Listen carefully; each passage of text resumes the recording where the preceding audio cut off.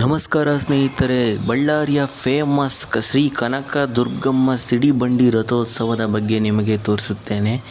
ನೋಡಿ, ಯಾರೆಲ್ಲ ನೋಡಿಲ್ವೋ ನಮ್ಮ ಬಳ್ಳಾರಿ ಕನಕ ದುರ್ಗಮ್ಮ ದೇವಿಯ ಸಿಡಿಬಂಡಿ ರಥೋತ್ಸವವನ್ನು ಎಲ್ಲ ಕಡೆಯಿಂದ ಜನ ಸಾಗರ ಅಂತ ಹೇಳ್ಬೋದು. ಲಕ್ಷಾನುಗಟ್ಟಲೆ ಜನ ಸೇರ್ತಕ್ಕಂಥ ಸಿಡಿಬಂಡಿ ರಥೋತ್ಸವವನ್ನು ಜನರು ಹೀಗೆ ದುರ್ಗಮ್ಮನ ಜಾತ್ರೆ ಅಂತಲೂ ಕರೀತಾರೆ. ಹಳ್ಳಿಗಳಿಂದನೂ ಲಕ್ಷಾಂತರ ಜನರು ಸೇರ್ತಕ್ಕಂಥ ಜಾತ್ರೆ ಇದು.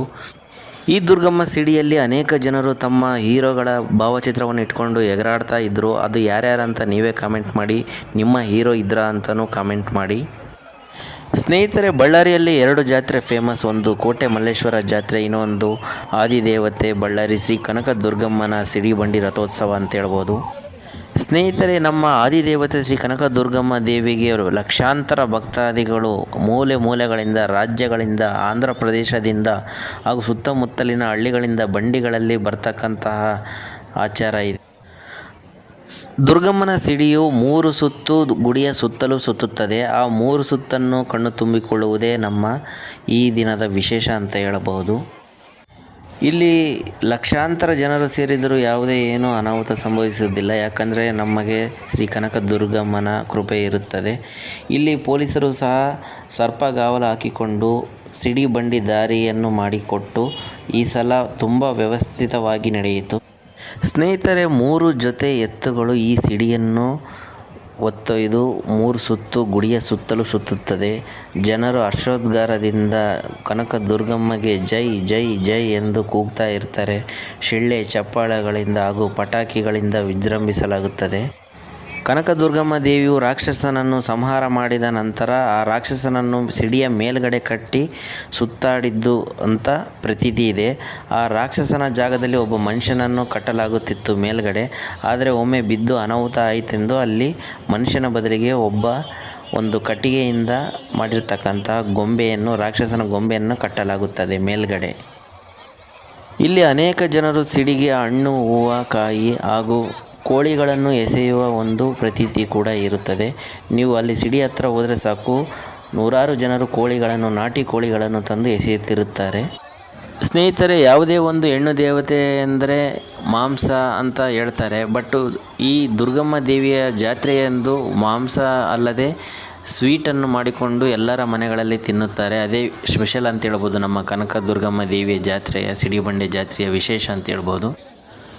ಇಲ್ಲಿ ಏನಪ್ಪ ವಿಶೇಷ ಎಂದರೆ, ಎತ್ತುಗಳು ಸುಮಾರು 3 ಜೊತೆ ಎತ್ತುಗಳು ಬಹಳ ಗಾತ್ರದಲ್ಲಿ ದಷ್ಟಪುಷ್ಟೆಯಲ್ಲಿ ಒಂದು ಶಕ್ತಿಯನ್ನು ಇರ್ತಕ್ಕಂಥ ಎತ್ತುಗಳು ಈ ಲಕ್ಷಾಂತರ ಜನರ ನಡುವೆಯೇ ಯಾವುದೇ ಭಯ ಬೀಳದೆ, ಗಾಬರಿಗೊಳ್ಳದೆ ಸಿಡಿಯನ್ನು ಹೊತ್ತೊಯ್ದು 3 ಸುತ್ತನ್ನು ಸುತ್ತುತ್ತವೆ. ಅದೊಂದು ವಿಶೇಷ ಅಂತ ಹೇಳ್ಬೋದು. ಆ ಎತ್ತುಗಳನ್ನು ನೀವು ತೋರಿಸ್ತೀನಿ, ನೀವು ನೋಡಿದರೆ ಶಾಕ್ ಆಗ್ತೀರ. ಸುಮಾರು ಭಾಳ ಎತ್ತರದಲ್ಲಿ ಒಳ್ಳೆಯ ಎತ್ತುಗಳಂತ ಹೇಳ್ಬೋದು.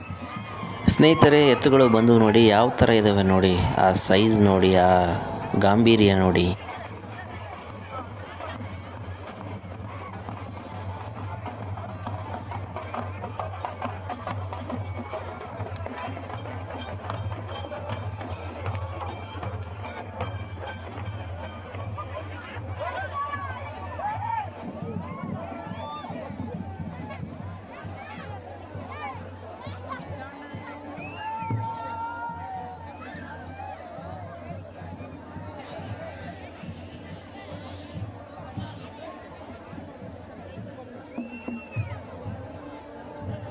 ಈ 3 ಜೊತೆ ಎತ್ತುಗಳನ್ನು ಸಿಡಿಯ ಮುಂದೆ ಭಾಗದಲ್ಲಿ ಕಟ್ಟಲಾಗುತ್ತದೆ.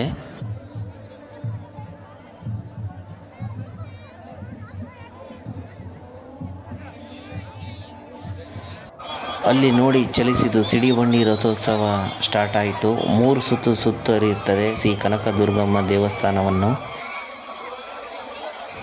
ಜನರು ಎಲ್ಲರೂ ಕನಕ ದುರ್ಗಮ್ಮ ದೇವಿಗೆ ಜೈ ಜೈ ಜೈ ಎಂದು ಹರ್ಷೋದ್ಗಾರ ಕೂಗಿಸುತ್ತಾರೆ.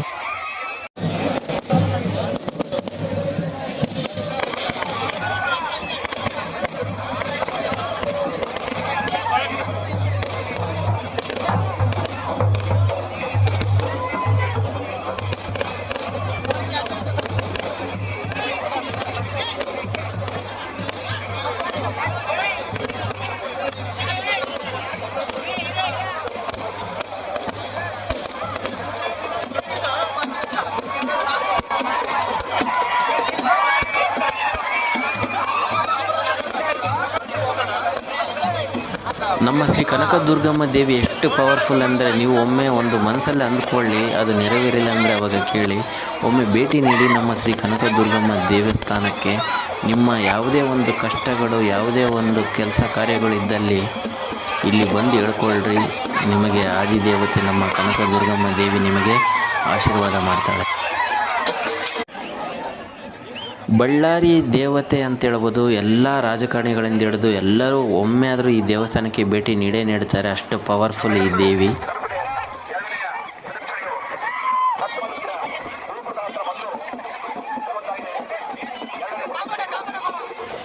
ಈ ಸಿಡಿಬಣ್ಣಿ ರಥೋತ್ಸವ ದಿನದಂದು ಮಹಾಮಂಗಳಾರತಿ ಮಾಡಿರ್ತಕ್ಕಂಥ ವಿಡಿಯೋ ನಿಮ್ಮ ಮುಂದೆ ಬರುತ್ತೆ ನೋಡಿ. ಈಗ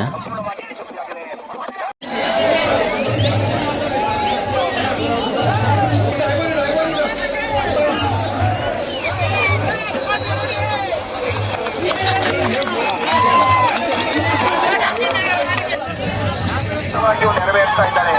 ಆ ಸಿಡಿಬಂಡಿಯಲ್ಲಿ ಕೂತ್ಕೊಂಡು ನಮ್ಮೆಲ್ಲರನ್ನ ನೋಡ್ತಾ ಇದ್ದಾಳೆ. ನಾವು ನಿಜವಾಗಿಯೂ ಧನ್ಯರು, ಪುಣ್ಯಾತ್ಮರು. ನಮಗೆ ಇಂಥ ಒಂದು ಸುಂದರವಾದಂತ ಶುಭ ದಿನ ಸಿಕ್ಕಿದೆ. ಆ ತಾಯಿಯನ್ನ ಸ್ನೇಹಿತರೆ, ನಮ್ಮ ಚಾನಲ್ನ ಸಬ್ಸ್ಕ್ರೈಬ್ ಮಾಡಿ, ಲೈಕ್ ಮಾಡಿ, ಪಕ್ಕದಲ್ಲಿರುವ ಬೆಲ್ ಐಕನನ್ನು ಕ್ಲಿಕ್ ಮಾಡಿ. ಒಳ್ಳೆಯ ಮಾಹಿತಿಯೊಂದಿಗೆ ನಿಮ್ಮ ಮುಂದೆ ನೆಕ್ಸ್ಟ್ ಬರ್ತೇನೆ.